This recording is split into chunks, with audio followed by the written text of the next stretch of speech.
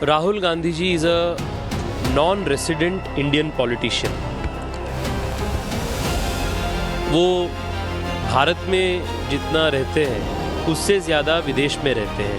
Modi ji spends almost half his working time outside the country. Why are they raising questions on the leader of the opposition traveling? He is a part-time, non-serious political leader. प्रधानमंत्री खुद शीतकालीन सत्र छोड़ करके विदेश के दौरे पे निकलने के लिए, प्रधानमंत्री जी तो ज्यादातर पर्यटन के लिए जाते हैं, घूमने के लिए। No wonder LOP means leader of पर्यटन and partying. राहुल गांधी चले विदेश। वो आए, बरसे और निकल लिए। शायद इस कहावत को चरितार्थ करते कि 100 सुनार की एक लोहार की। हीरो टाइप एंट्री और हीरो टाइप एग्जिट। बात नेता प्रतिपक्ष की है, चर्चा राहुल गांधी की है, उनके विदेश दौरे की। पोस्टर लग चुके हैं, इश्तेहार सोशल मीडिया पर तैर रहे हैं, राहुल गांधी विदेश यात्रा पर निकलने वाले। तो जी, जब संसद का शीतकालीन सत्र चल रहा है, जब पक्ष विपक्ष में तकरार देखी जा रही है, जब 10 नए बिल सरकार पेश करने वाली है, तब बीच सत्र में नेता प्रतिपक्ष राहुल गांधी का जर्मनी दौरा शेड्यूल्ड हो चुका है। तो जिन नेता प्रतिपक्ष की विदेश यात्रा का मुजस्समा यह है कि राहुल गांधी 15 दिसंबर से 6 दिवसीय दौरे पर जर्मनी जाएंगे, जहां वो जर्मन सरकार के मंत्रियों से मुलाकात करेंगे और भारतीय प्रवासी समुदाय के साथ संवाद भी करेंगे। लेकिन संसद के अहम सत्र में नेता प्रतिपक्ष के विदेश टूर ने बीजेपी को उन्हें घेरने का भरपूर मौका तो दे ही दिया है। Rahul Gandhi ji is a non resident Indian politician. वो भारत में जितना रहते हैं उससे ज़्यादा विदेश में रहते हैं। उनका मन विदेश में है, पर मजबूरी से वो यहाँ पॉलिटिक्स कर रहे हैं। पार्लियामेंट सेशन के बीच में, पार्लियामेंट सेशन के दौरान एक सामान्य एमपी भी छुट्टी लेकर जाना असंभव होता है। राहुल गांधी जी विपक्ष के नेता होने के बाद भी in the middle of parliament session 5-6 दिन की छुट्टी लेकर विदेश यात्रा करना उनके सीरियसनेस दिखाता है। तो क्या वाकई राहुल गांधी सदन की कार्यवाही को लेकर सीरियस हैं? क्या विदेश टूर को संसद के सत्र समाप्ति तक टाला नहीं जा सकता था? इंडियन ओवरसीज कांग्रेस का कार्यक्रम क्या देश हित के मुद्दों से बड़ा था? ये सवाल बीजेपी और उसके नेता उठा रहे हैं।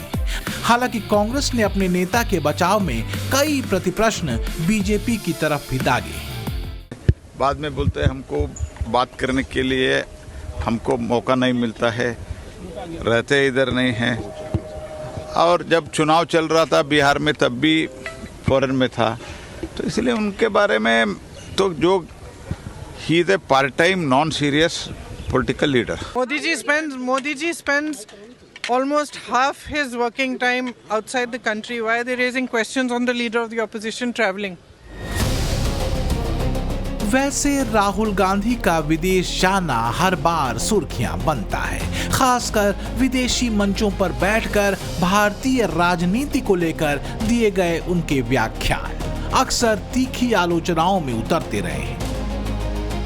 विदेश में भारत के लोकतंत्र को बचाने की अपील से लेकर मुसलमानों पर अत्याचारों के आरोप तक, और फिर एक खास इकोसिस्टम से जुड़े चेहरों से मुलाकात के दौर तक।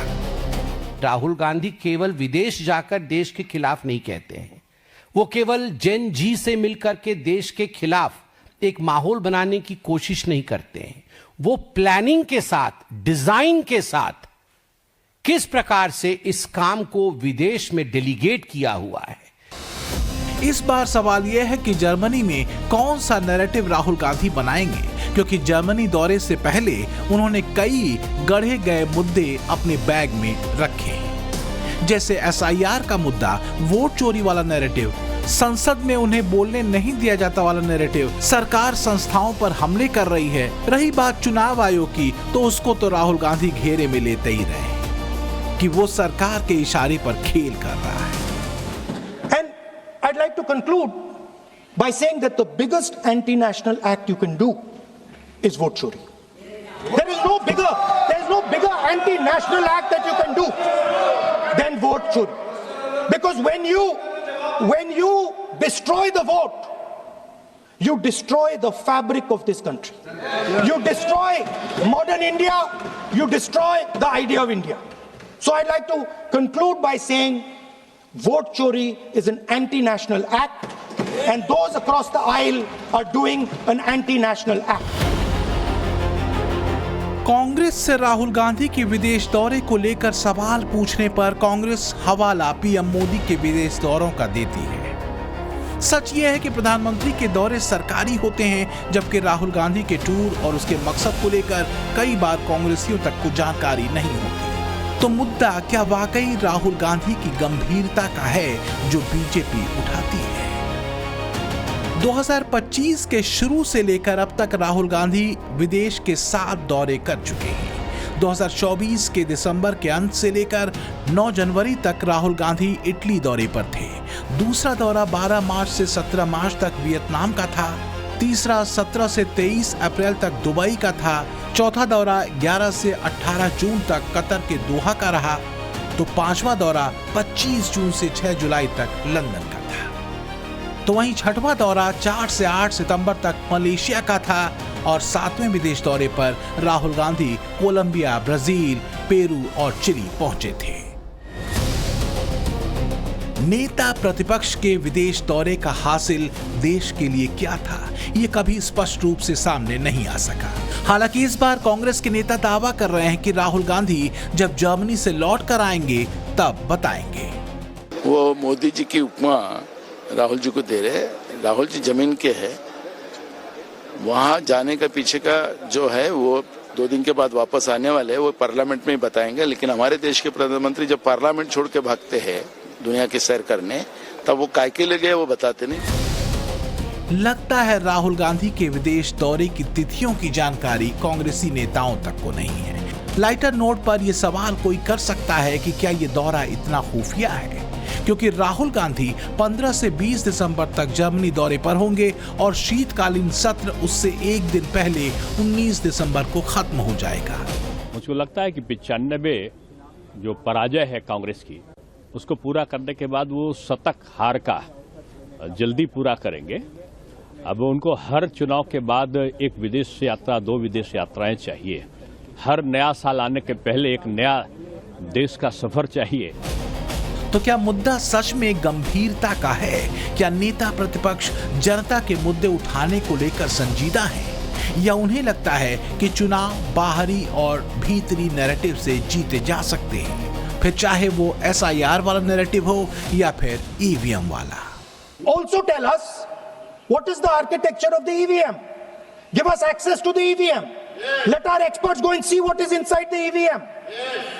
Till today, we have not had access to the EVM. We are not shown the architecture of the EVM. We're not physically allowed to go and see an EVM. नाच न जाने आंगन टेढ़ा या अपनी नाकामी का ठीकरा दूसरे के सिर फोड़ना।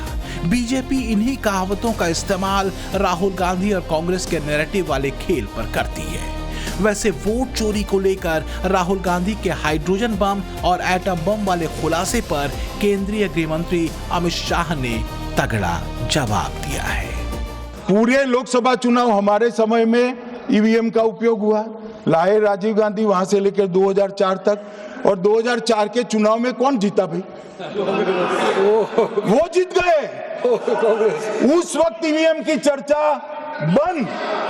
2014 में सब हम जीते तो कौ चालू करती वो सरकार में थे। मान्यवर, ये क्या है? जब कानून आप लाए, मशीन आपने इंट्रोड्यूस किया, चुनाव आप पहला जीते मशीन से, दूसरा चुनाव जीते, मौत से 10 साल राज किया और हार गए तो फिर रोते हैं। बेचैनी एक जगह टिकने नहीं देती।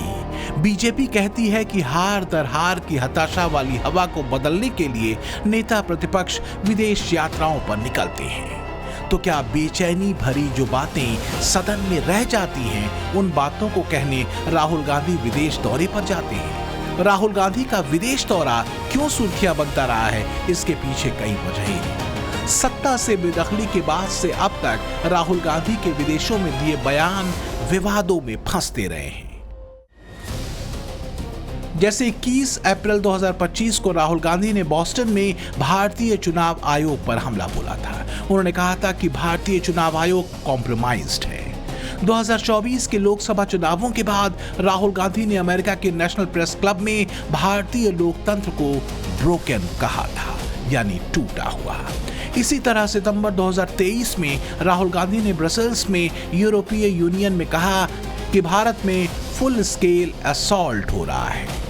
मई 2022 में लंदन में आइडियाज फॉर इंडिया सम्मेलन में राहुल गांधी ने कहा कि भारत की संस्थाएं परजीवी हो चुकी हैं। 2018 में ही सिंगापुर में Lee Kuan Yew School of Public Policy में राहुल गांधी ने कहा कि भारत में डर और नफरत का माहौल है। जनवरी 2018 में बहरीन में एनआरआई सम्मेलन में राहुल गांधी ने कहा कि केंद्र सरकार समुदायों के बीच नफरत फैलाने में जुटी है। राहुल के बयानों पर बीजेपी ने हर बार सवाल उठाए और बीजेपी ने कहा कि आखिर राहुल संकेत कहां और किसे दे रहे थे।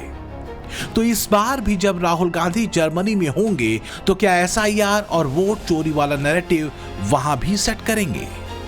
बीजेपी और प्रधानमंत्री मोदी जी के पास कल राहुल गांधी जी के उठाए हुए सवाल का जवाब नहीं है। सदन के अंदर नेता विपक्ष ने बहुत महत्वपूर्ण सवाल उठाए। कल नेता विपक्ष ने सदन के अंदर उनको बोलना पड़ा कि मैं औपचारिक रूप से मैं अपना विरोध जता रहा हूं कि मुझे यहां पर बोलने नहीं दिया जा रहा। राहुल गांधी की राजनीति को लेकर और देश के मुद्दों के प्रति उनकी गंभीरता पर बीजेपी राहुल को आड़े हाथों लेती रही है। बीजेपी कहती है कि राहुल की राजनीति हिट एंड रन वाली रही है, आरोप लगाना और भाग जाना। तो क्या वाकई राहुल की राजनीति का मॉडल सिर्फ नेगेटिव प्रोपेगेंडा भर है? क्या राहुल सिर्फ विरोध और हंगामा खड़ा कर विपक्षी राजनीति को कसना चाहते हैं? राहुल गांधी ने पीएम मोदी और केंद्रीय मंत्री अमित शाह से संसद में प्रधानमंत्री के कक्ष में मुलाकात की। ये मीटिंग मुख्य सूचना आयुक्त और केंद्रीय सतर्कता आयोग में सतर्कता आयुक्त के सिलेक्शन को लेकर हुई थी। राहुल गांधी ने बैठक में सीआईसी की नियुक्ति पर डिसेंट नोट सौंपा। Amit Shah ji, I challenge you to have a debate on the 3 press conferences. शोर मचाना, हंगामा बरपाना और रोड़े अटकाना। बीजेपी आरोप लगाती है कि राहुल और विपक्ष के राजनीति का सूत्र बस यही है। जब बात जनता के मुद्दों पर चर्चा की होती है तो राहुल विदेश निकल जाते हैं। सरकार के जवाबों को सुनने के बजाय राहुल सिर्फ सवाल उठाते हैं और निकल लेते हैं। आज भी ऐसा ही हुआ।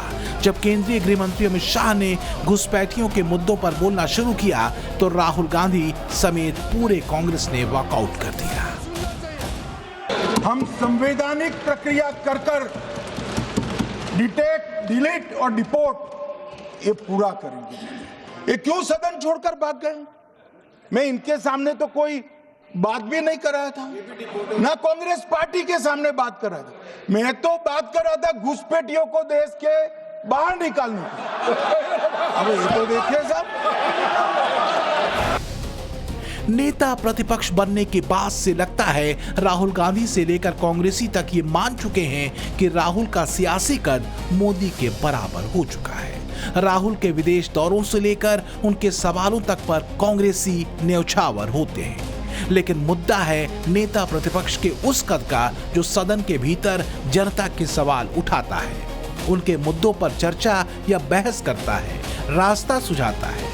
क्या राहुल गांधी इन पैरामीटर पर कन्विंसिंग दिखते हैं? For more of such videos, do like, share and subscribe to ET Now Swadesh.